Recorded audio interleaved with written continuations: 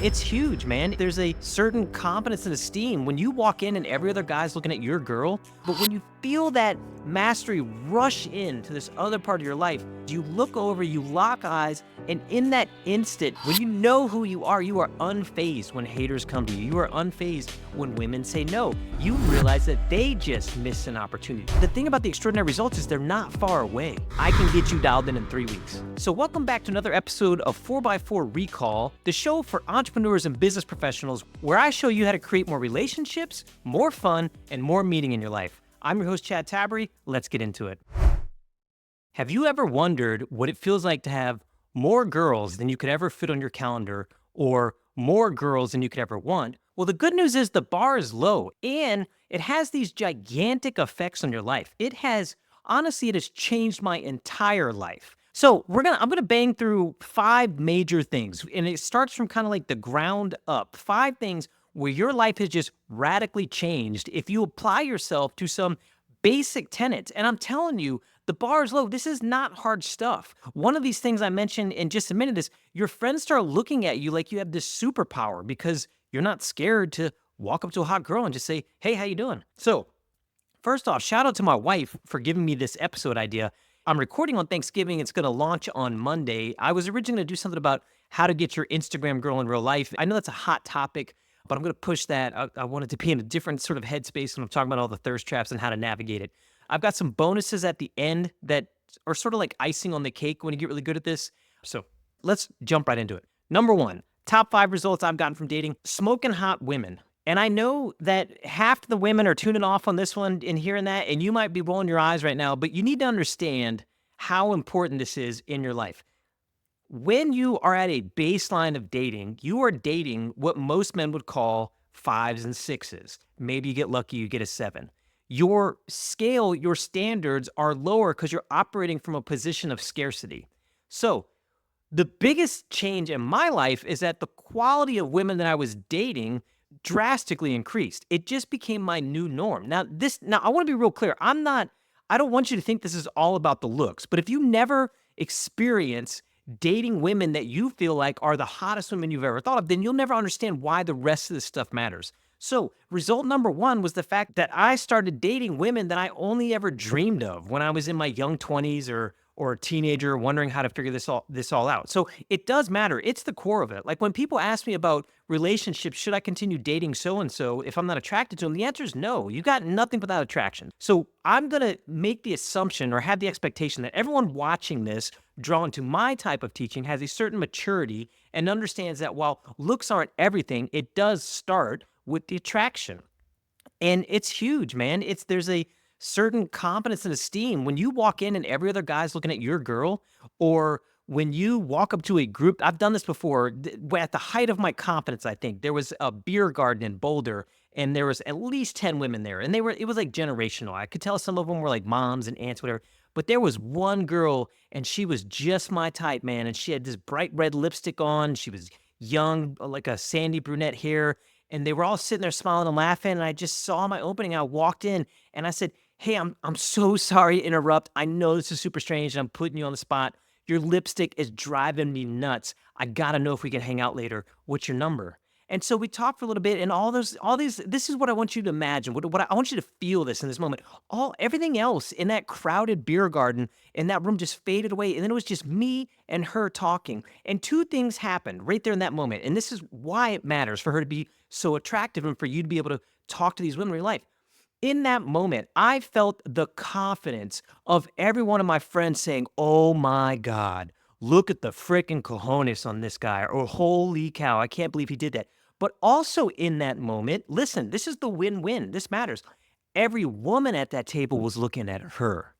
"Oh my God, look at the princess. Wow, this is so amazing." Like they tell this story for years, and maybe that's audacious and arrogant for me to even say it, but you want to be that charm and charisma or that gift giving wind of inspiration in someone's life when they look back and say, "Hey, do you remember that time that guy strutted up out of the blue, that charming prince, that Prince Charming strutted up out of nowhere and asked you out in front of all of us?" And in this story, she rejected me. She wasn't from Boulder's a tourist destination. She wasn't in town, whatever. It doesn't even matter. But but we got to share a moment. We got to share a moment where I faced my fears with strength, courage, and authenticity, and I executed flawlessly because the moment faced me, the moment presented itself to me, and I went right into it. Not like a bull in the china shop, but I leaned on everything that I had learned over the years and all the charisma I had built up and all the things that I understood about capturing attention and polarizing and just being authentic with it. And that was a shared magical moment for both of us.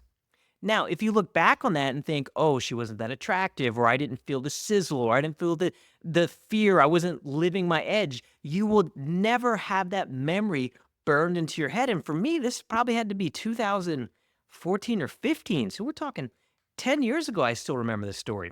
It matters. I don't want you to discredit this. It builds the base for everything else. You have to understand that you deserve the woman of your dreams. You have to understand that in your core that you are already always man enough, that you are already always perfect and ready to meet that challenge. Does that make sense? All right. So progressing through this, when you elevate yourself out of that position of scarcity, that's the best way for me to put it. I married my first wife because she was the hottest woman I had ever known that time when I was living in Puerto Rico. And I made a lot of mistakes going into that marriage. I was young. I built covert contracts. I was trying to coerce her and manipulate her into starting a family, etc. That relationship fell apart 7 years later because I was always coming from a place of scarcity. I was always coming from a place of where I was chasing and trying to trap. I hadn't built this confidence.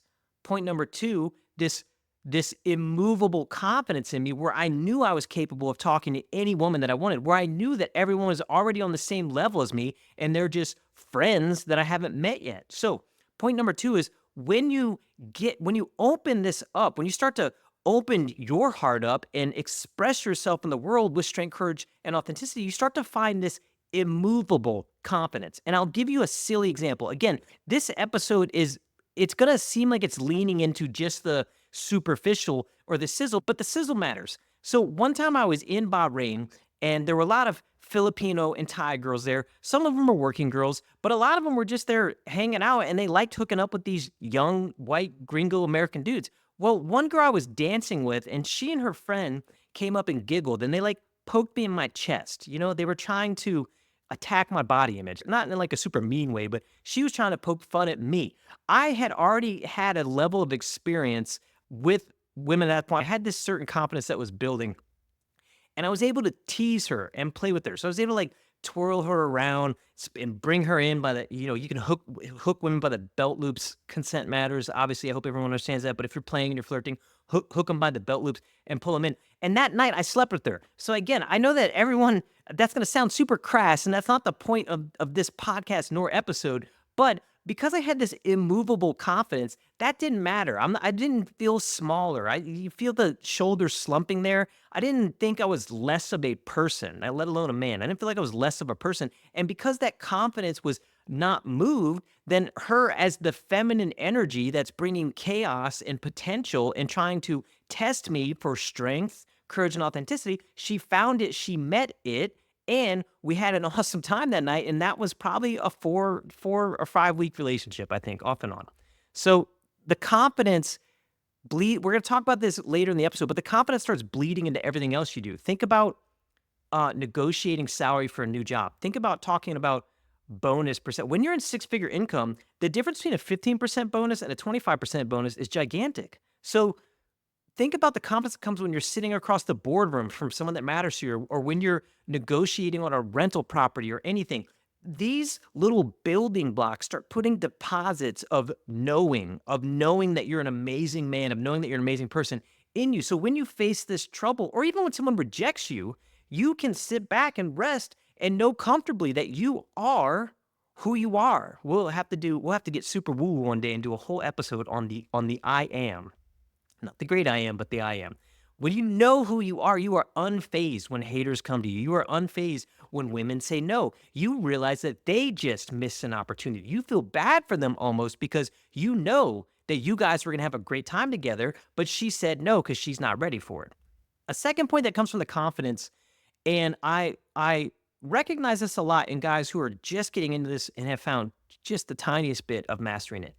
I don't feel this macho protection or competition with other men for women, partly because I understand that women are the choosers. And that's not a political statement. That's just how the dance works. And then, secondly, I understand because chasing them or trying to peacock or showboat doesn't help the situation. It doesn't build attraction anyway. But when you're in a bar now and guys are trying to, they call it a-mogging, like alpha male of the group you, where they're just saying stupid, boastful things, like trying to snatch the frame or cut you down in front of her. It just doesn't work because you're cool, calm, and collected. You can flip the frame or reverse the frame or get the guy working against himself, etc. But that's sort of non-neediness, that's sort of knowing that you are already successful in what you're doing. It presents you differently in this group. And so men aren't sitting there trying to like shoulder bump you or broad shoulder you because you're just not playing that game. And that naturally, the strange irony of that is that starts drawing these women back into your life anyway. And then also on the confidence, it builds this compounding success. So that goes back to the salary, that goes back to deal negotiations. When you start crushing it in other areas of your life, it's like the rising tide raises all ships. So, I mean, I'm talking just silly examples where I've sat in offices with chief C-suite, chief level officers, CROs, CEOs, CFOs, and there's just this interesting. I know I'm beating this sort of knowing to it, but I want it to click for you. I want you to think about how good it feels to just be able to sit back in an armchair and know that you're competent, know that you're going to answer this competently. I just boarded for E7 in the military is what they call it. Well, there was a O5 at the table and two other E7s, and they're grilling you on your opinion of what leadership is or your opinion, whatever. But you have to understand that what they'll never know. I'm in the guard now, so they'll never hold a candle to this. I've been across the table from $23 million deals. I've worked at $700 million companies on their way to $1 billion. I currently manage a $100 million pipeline. I have unlimited success with women. Everything I've wanted to do, I've done it. So when I sit at these tables, I'm not worried. There is no thirstiness. There's no uncertainty. There's no insecurity. Now that doesn't mean you don't ever make an ass of yourself. Like that's 100% possible. But even in those moments, think about Matthew McConaughey for a minute here for me. There's plenty of times, if you look at his movies where he's doing it intentionally or just by accident, he makes an ass of himself, but he pulls it off because he looks amazing doing it because he's got these successes built up under his belt, etc. So, number 3, you become what I call a flow state expert, or whatever your profession is, or or like the story I was telling you about in the beer garden, you drop into this flow state where now you do extraordinary things. So when I talk about extraordinary dating results for entrepreneurs and business professionals, it's because they've reached a certain level of mastery in other parts of their lives. And what I'm doing is I'm drawing them in to tap into that, to understand that they already have a level of mastery and to do a few basic core things when they're talking with women, prospecting essentially, and bringing dates in. Now, all of a sudden, when it's and I know I'm feel like I'm speaking kind of meta today or working on the fringes, but when you feel that mastery rush into this other part of your life, then like the story in the beer gardens, you look over, you lock eyes, and in that instant, in that moment, there's no hesitation. You just start executing on what you're supposed to do, which is essentially walking up to this woman with strength, courage, and authenticity and saying, "Hi, how are you? Hey, I'm sorry to interrupt. I just saw you over here. I wanted to get to know you a little bit better. Let's hang out sometime. When are you free?" So, right there, because I've done this so many times, I even skip the phone number, which I don't recommend that you do. That's kind of like setting up a date on the spot, and I would have gotten the phone number after. But just get used to knowing that at any moment when you recognize the sign, when it clicks for you, you can walk up to a woman with the charm, and it's like 80% body contact is going to do it for you. There's a raised smile on your eye when you're considering this, saying, "Hey, I saw you over here. I just had to say hi. Let's hang out sometime. What's your number?" And you're just bagging numbers. And so when you get into this flow state, it goes back to that compounding effect. You'll tap into it into other things. So I've noticed it now as I've launched other brands in business ventures. I was just helping a guy that he's a general contractor technically, but he does real estate. yesterday, and we were working through problem solving. And for me, I'm not pulling out a list, a punch list of going through things that we need to do because I'm dipping into a flow state from 20 years of experience, from seeing this happen over and over again. In fact, he messaged me today. I'm going to put it on my other channel, but he got his first 1,000 views on a video. That's huge when you're a small business. What if you're competing with 5 other general contractors that happen to be on Instagram, whatever, and everyone's getting 100 views, 50 views, whatever, and you do just a few things, 1,000, your first 1,000 views. Okay, now pull this back to dating. It's the same thing. What if you've always stumbled when you approached a girl or didn't know how to say hello, or you get all awkward and it feels like business meeting, like, hey, hello, what's your name? I'm Chad. And then you shake your hand out. I did that once. It's a funny mistake. I was like, I'm Chad. The girl stuck her hand out and I was like, oh shoot. Like I came in with the business energy. And so we like shook hands. And then what do? You know, like, nice to meet you. Let's follow each other on LinkedIn. So my point is, as you go through when you start capturing wins essentially, and then you find that immovable confidence, it leads into this expert level flow, these extraordinary results. And listen, before you check out on this, the thing about the extraordinary results is they're not far away. I'm talking any man who has clothes that fit and enough money to take a girl out on a date. That's not a lot. That's $50 maybe. And has decent hygiene, doesn't smell horrendous, and knows how to brush his hair. I can get you dialed in 3 weeks. 3 weeks. And I'm talking by the 3rd week, you're in the expert level flow state. By the 2nd week, you're in that confidence building. By the first, honestly, within the first 3 days of us doing it, you're in the like, holy crap epiphany. I never thought it could be like this. So the options are endless. All right, let's move on. Number 4, this one we're going to start to get in the verticals or the adjacents. Extraordinary income. And what do I mean by extraordinary income? People, if you make a lot of money, you'll hear about my money, $200,000 a year, and you'll be like, "Oh, that's nothing." Well, listen, when I was in the Coast Guard, I made $3,000 a month sometimes. When I was selling sailboats, selling crawfish, or taking part-time jobs at restaurants after the Coast Guard, figuring out how to launch myself into the corporate career, I was making $10 an hour. I was once selling crawfish going from Houston to Louisiana every other day, 10 hours a day. And I was making usually $8 or $10 an hour, but I was working 80-hour weeks. So I told the lady, you don't have to pay me overtime. I don't even think that's legal. I just didn't want them to hire someone else. So when I look back now and I'm making $200K, that's extraordinary income for me. But it came from the dating successes. It came from the relationship expertise that was built with that. Okay, secondly, on the extraordinary income, it's relative to your ability to generate it from nowhere. And I know that's not going to make a lot of sense to a lot of you, especially if you're still exchanging your time for money, or if you're still punching your clock, or if the idea of working on Thanksgiving today because it's time and a half excites you. I heard some guy on the phone call the other day. He was like, you go get that overtime, bro. You're not going to understand this. But the ability to create this money out of nowhere, things like negotiating more stock options. I just cashed in the stock options for my last tech firm. I paid off both my cars. I am debt free except for some small credit card debt and this roof over my head.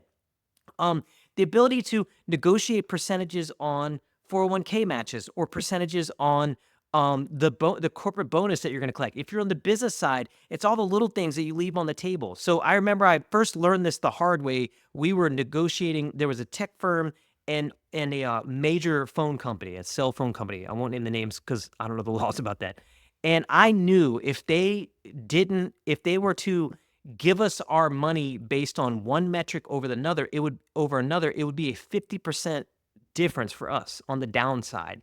So I carefully steered that negotiation. And so then our offer became part of their home offering as they sold it in there. And we collected a ton more money because of that confidence, because of that willingness to speak up, because of that willingness to polarize a situation. Do you see how this is relating back to dating? Because of that willingness to understand that you have a clear idea and opinion, and your opinion is worth something, and in this case, worth millions of dollars. So getting into that extraordinary income has, in my opinion, been a direct result of both the military experience and my ability to crack that nut on the dating side. All right, number 5, unending potential. You'll notice that these are all building on everyone. So I look at now what I call extraordinary income. 200K. But I know when I look at the rapid ascension since, I guess it's been 10 years now, but really I went off and worked for myself for 3 years. But when I look at how quickly each level stacks on the next one, I understand now that 200K is nothing. Here's another example. When I first got my six-figure income at the tech firm that a headhunter pulled me into, that was 101. I was like, oh wow, that's cool. All right, well, I was negotiating when they wanted me to take on the director, and I was like, listen, I want 150. That sounded like the biggest number in the world to me. I didn't understand that these little glass ceilings break along the way as you go up. Now I know now, and what changed it all for me really was sitting in that $23 million deal. And that's, to be clear, that's not my deal. That was me being a revenue operations leader on that. But meeting those VPs and those salespeople and those business leaders that directed that conversation, it's like, man, that's a whole nother level. I also, one of the VPs I worked for at one of the tech firms, he was being forced into retirement, so to speak. But he told me, he's like, Chad, they could lay me off and they could pay the whole department for a year. All right, well, I had 23 people that worked for me. I did the math. You make a lot of money. I saw, this is another one I gotta be careful on this, but on a recent IPO offering filing, we'll just leave it at that. They disclose all the stock options. I looked at the stock options that were given in these named C-suite. Mind blowing, because I always thought stock options were like a goose egg, but I'm talking to the tune of $4 million easily for one IPO day and holding on to them for 6 months. So again, I gotta be real careful on that because there's fair trade laws. I don't know all those laws either, but go look up SEC filings of any company. Just read the stock offerings that they have, and then multiply that against the strike price or the price that it's selling for on the market. I mean, so there's unlimited potential out there. There is more money than you could ever gobble up. I think people have this weird fear about, oh, everyone's stealing something from me. It's just, as you get into certain levels, maybe if you narrow down to the top 1%, that's a mathematical thing. But when you get into certain levels, there's more than you could ever have. There's more than you could ever share. Here's another thing, going directly back to dating. There are, what, 8 billion people on the planet? Okay, let's say half of them are women, 4 billion. Let's say half of them are in the dating, within the dating ranges or pool, 2 billion. 2 billion women. You could never meet all the attractive women in the world out there. And if you feel stuck, move. If you feel like, I'm in Covington, Louisiana now. If you feel like the options aren't great out here, which they kind of aren't that bad, actually. If you feel like the options aren't great, move. Man, you can do Tinder Pro or whatever it is. You could be in any city that you want meeting women. So I'm off on a tangent here, and we're going to rein this back in. But my point is, what meeting these hotter and hotter women, and which again, it sounds super subjective, but that's me and my relative experience of what I was attracted to, meeting them and talking with them expertly and building those relationships with them effortlessly and making this so easy that it became boring. It became boring that realized to me that the levels are unlimited. I hired a tantric coach once because I was like, what do I do when dating's so easy? Okay, let's make sex more complicated. How ridiculous does that sound? So just understand that there are more levels to any of the games you think you're playing than you can ever imagine. You don't know what you don't know. And you get there by starting with small little wins. And you get there by building that confidence. And you get there by readjusting what your norm is. And then you get there by accepting the flow state. It's almost like you can't choose it. You just feel it and you say, I'm in it now. I'm going to go do it. I'm going to go get it. And then you get there by realizing that I'm not scared to do more. I'm not scared to go higher. Does that make sense? All right, a couple bonuses here. One of them, your friends will think you have this crazy superpower. I don't know, it cracks me up. It's not a huge deal, but I've been in bars. I'm like, hey, I'm going to go try to get shot down 10 times. That's how it all started for me. I decided I'm going to start getting shot down 10 times before I even knew the tactical side of dating better. And then your friends are like, oh my God, you just got 4 numbers. How'd you do it? Walked up to her and I asked her. Number 2 on that, everyday situations go smoother for you. I've mentioned this in other episodes, but gas station trips, restaurant trips, dealing with the court, dealing with the police officers. It's just when you start dipping into this flow state or mastery, everything goes smoother for you. Other women want to be around you. Let this sink in. When they feel confidence in you, they feel safe. When they know that you're non-thirsty, non-needy, they feel safe. They want to be around you. When other hot women are around you, guess what happens? more hot women come to you. All of a sudden, women are competing for your attention. Dan Bilzerian's entire book, The Setup, is essentially that. That's the whole gist of it. He had social proof, and he nailed it. The guy's still, he's said he's kind of bored of it and trying to change it around, but this guy's still hammering it that way. Um, it puts the whole rest of your life into perspective. You don't need to be a millionaire to get the girl of your dreams. My wife is smoking hot, love her to death. When I met her, I was on the downside of recreating my life for the third time. I was literally living in a spare bedroom in my brother's house that was like a storage unit for someone else. I had a mattress on the ground. I was surrounded by boxes. I was working at my dad's dealership to make ends meet, which again was a $10 an hour job. I met this smoking hot girl. We were finding a way to go out on dates when I was working, and I knew I had to bring her back to my place at some point when I didn't want to buy a hotel. Man, there was nothing impressive there. But this girl saw the potential. This girl saw the attitude, aptitude, charisma, etc. So you can be a little overweight. I'm not saying let your standards fall. I'm not saying don't take care of your body, but you don't need to have a Ferrari. Like, it just puts the rest of your life into perspective. You are an amazing man. You are already always perfect exactly as you are. You can apply yourself to these basic principles and knock it out of the park. If you like this episode, I want you to like and subscribe. Shoot me a comment down at the bottom. Find me on whatever platform you are. Say what's up. Tell me so. I'll see you in the next one.